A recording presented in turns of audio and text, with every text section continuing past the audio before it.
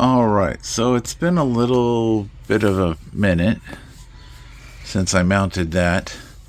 I've been doing a million other things, dealing with stuff. So this is where we're going to set our batteries. That's pretty much been confirmed. I'm going to put my 24 volt charger here since I have this little dead spot. So this will work out. So when I put the little braces that will be to keep the batteries from sliding around, I can also just use it to kind of keep this from sliding around, and it'll be done. And then so this will plug in to our regular 120 outlet that we're going to have right here for shore power. So that'll plug directly into our charger, and then we will have a switch so that we can turn it on and off when we're using shore power or inverted power or DC to DC charging. And the nice thing about this DC to DC charger, as you can tell, it's also set up so that you can also connect your solar panels. So down the road, if I want to add solar panels, I can just run a line up the side and out, and that will be for that. But for right now, we're just going to do straight DC to DC off the battery. So when we're running, we'll be able to charge the batteries. We got our big inverter. So I've got a box of parts. First thing I'm going to do is I'm going to put the 120 panel in right here. That will be step one, and then we will go from there. All right, so initially I thought the connector I had for my ground shore power was bad, so I went and found just a regular brand new socket I had here at the house, plugged it in, and still nothing. So after messing around, I tested all the connectors. It seems like the wires were pulled out of this on the inside, so this one was missing the waterproof cap anyway, so I went ahead and pulled it out. I also pulled the wires out, and I had to drill a hole through, so I'll be able to put the new one in with the nut behind it. So have to order that. I do want to hook up some the bus bars and whatnot, but I've got to make a quick trip to the store. So I'll be back in a minute, and we'll get these other parts ordered that we're gonna need, and see you in a few. All right, so what we're gonna do, so from our DC to DC charger, we're gonna run to this isolator switch. This is designed so that I can either have one source at a time. This is not a dual source, this is only a one source. So I can set this up so shore power can be on one side, DC to DC on the other, and then we can turn it off as well. So the two input powers will go through this and then into the batteries, and then the batteries will run into these large bus bars into the inverter. So I have a set of smaller bus bars and the big bars. So this way I can isolate the power just to make sure that everything's good. So we're going to go straight into the switch to the bus bars, and then the bus bars into the batteries, and then batteries into these large bus bars. So we're just going to kind of fill this area up with that. I'm kind of thinking this is a good spot for this switch because it's right here by the door. It's easy to get to. That's probably where it's going to mount. It's kind of a weird housing. It doesn't really have like a surface mount, but I think I've come up with a way to do it, so we'll see. Yeah, okay, so I'm going to lay out where I'm going to put the bus bars, and I'm going to lay out the switch, and then I can start doing some cabling. Alright, so we have our two bus bars. This is just sort of temporary set in here so I can kind of figure out what's going on. But this is to our 24 volt shore power charger. We're going to run that line out this way and then up to our plug.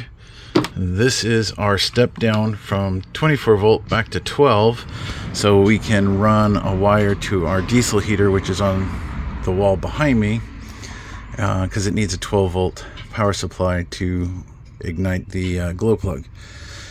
So that'll be set up. So other than I can't remember which breaker I bought for the circuit here. I have a 50 and a 70, and I have a small one here. I think I was going to use the 70 originally under the van at the battery, and then the 50 here, just to give myself some added protection. So I think that's what I originally had written down. I have to go find my notes. I misplaced them somewhere along the line. But yeah, so then we'll come off the batteries to breaker. We'll brake before we get to the bus bar, and then the bus bar to everything else. So that's the next goal, is laying out the wiring and doing that. All right, so on to the next part. All right, so my inverter came with some cables.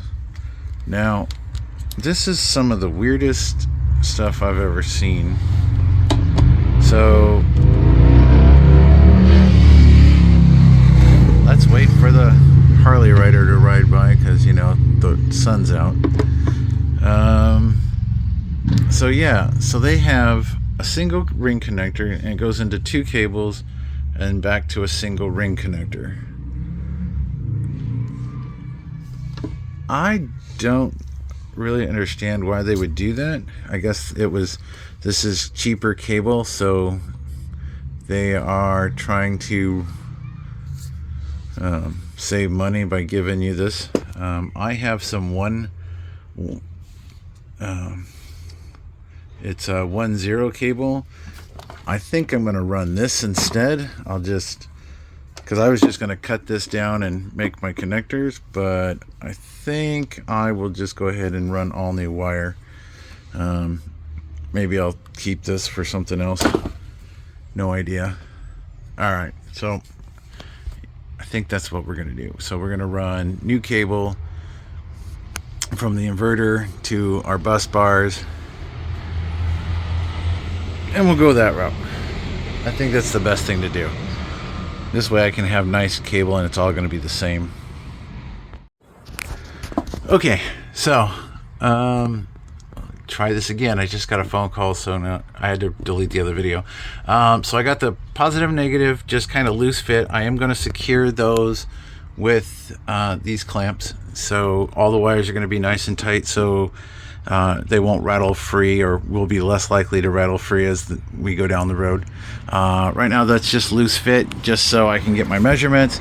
Next thing I'm going to do is make the ground cable from this battery, and then I'll go up to the block, and then I'll make the longer one. I kind of want to make them the same length, or as close as possible, and then we'll just have one loop battery cable here, so that will be that, and then everything else will just be wired back in from all the different chargers into the correct bus bar, and shouldn't be too bad. The only downside is that for some reason I only had two 5/16 ends. All of these are 3/8. They're a little on the larger size. They fit and work, but I don't know how I only ended up with two. I thought I bought a variety pack, but this pack here is all the larger size, and all of these down here are not the correct size for the cable I'm using, because this cable is huge. And then these guys are just way too big, so we're not using these. And these, they're just stamped with a number 2. I don't even know what size they are. So yeah, so we're just gonna keep trudging along here. Let's try to get as much done today as I can. I do need to go into the van again and run a wire. I do have somewhere in here I have some nice wire to run underneath the van as well. It's not this heavy stuff because I don't need it for the DC to DC charger. I only need I don't know, I threw it in one of these boxes here. Oh, it's down here, I think. There it is. So there's the nice red wire I'm going to run underneath the van, so that I have the DC to DC. I figured out the circuit breakers, how I was going to run them. I found my paperwork, so okay, let's get a couple more of these cut before I have to go back to the hospital. All right, so I got all of the wires made up, and they're sort of in their places. They're nothing secure. This is just all test fitted in. So this wire here will set something like that. We're going to secure it to the wall with those clips. My ground and my positive to the batteries are the same length, which kind of worked out really nice. So that's our connection between the 2 batteries to the charger, to the inverter. Next we'll be wiring the DC to DC up. There's one for the battery. There's this brown one's an output. We got a ground. I need to look up what this one is. I can't remember right off the top of my head what the yellow one was supposed to be for. And then I'm waiting for the new bulkhead switch or bulkhead plug to come, because the other one was garbage and it didn't have a rain cover or anything on it, so I got a new one. And then also need to wire in the inverter. So that means we're moving to some smaller gauged wire, which, like I said, I have hidden down underneath there. So we'll wire those in, and then I guess we can finish testing the system. So so this plug is the bulkhead plug is supposed to be here today. When today, it's Amazon, so who knows. So yeah, I guess I will focus on the next, which will be wiring things from the inverter or from the step down unit to the, sorry, I lost my train of thought there for a second. So yeah, so we have 2 wires that need to be, they're input wires and output wires. Fucking train. All right, so I'll be back in a moment. All right, so I secured the wires. Everything's still loose. I did not do the one coming out of there because I'm still working in this box, so I have to keep taking it on and off the wall. So I'll secure that one in a minute. I need to double check the wiring for the step down. I believe red and black go to the battery sources here, and I believe the yellow is the output. So, but I need to double check that. And then, like I said, I need to do the DC to DC wiring as well, but I got to figure out what that yellow wire is. So I'm going to do a little research, and then I'll be back in a second.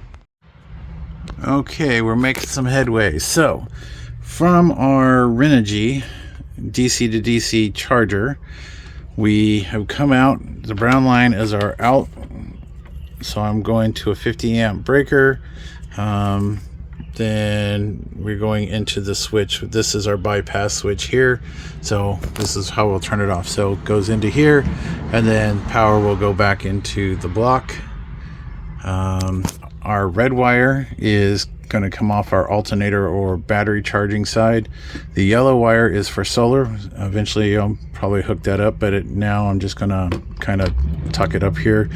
We've hooked up our black ground, and then we have our thermal wire for the batteries. I got to find the little sensor and then stick it between the two batteries. So we're getting fairly close on this side. I do need to run the line from the battery back, so that's still got to happen. I am currently working on figuring out how to make a mess. This is my shore power charger, so it's going to go into this box as well on the side. So we'll have circuit 1 will be shore power, circuit 2 will be DC to DC, and then we have off, and we've already connected the battery. It's weird because you would think that the out source would be on the bottom, but it's on the side. Whatever, it works. And then here on our step down unit, this is 24 to 12 volt. So we've got red and black that will go to our bus bars, and then our yellow and black will go to our diesel heater, or probably another set of bus bars and then to the diesel heater. So in case I ever need to add a 12 volt system or 12 volt parts or whatever, I'll already have the bus bar installed and I won't have to do anything. And I think I have enough space right here for a couple of small bus bars. I have these really big ones, but I think they're overkill for that spot. So I can get some smaller ones than this. I don't think I'll need a whole bunch, but it'll give me something to work with. But yeah, we've got our clamps in, so our wires are held. That one I haven't done yet. I did this one just because it was easier, it was out of the way. I might put another one right here just to give it a little bit less sag. But this one comes in at the bottom. So, all right, making headway. Okay, so I have all the wires connected to my switch, and these wires are actually tight because they're the only ones that I'm done with. So I'm going to get ready to put the switch back in its bracket. I decided this 24 volt charger came with an inline fuse, but because I don't want to take chances of everything, so I went ahead and cut the fuse out and put a breaker in its place. And so now from the charger to the breaker to the switch, and then the switch to charging the batteries. This way we're protected on this side just like we're protected on this side.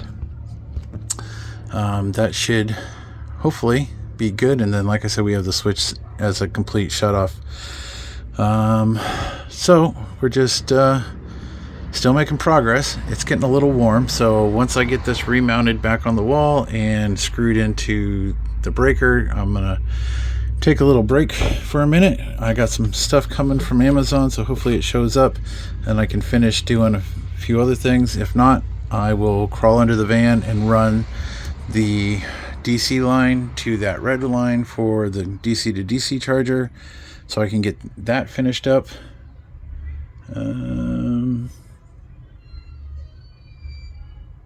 Yep. All right. So we're just moving along.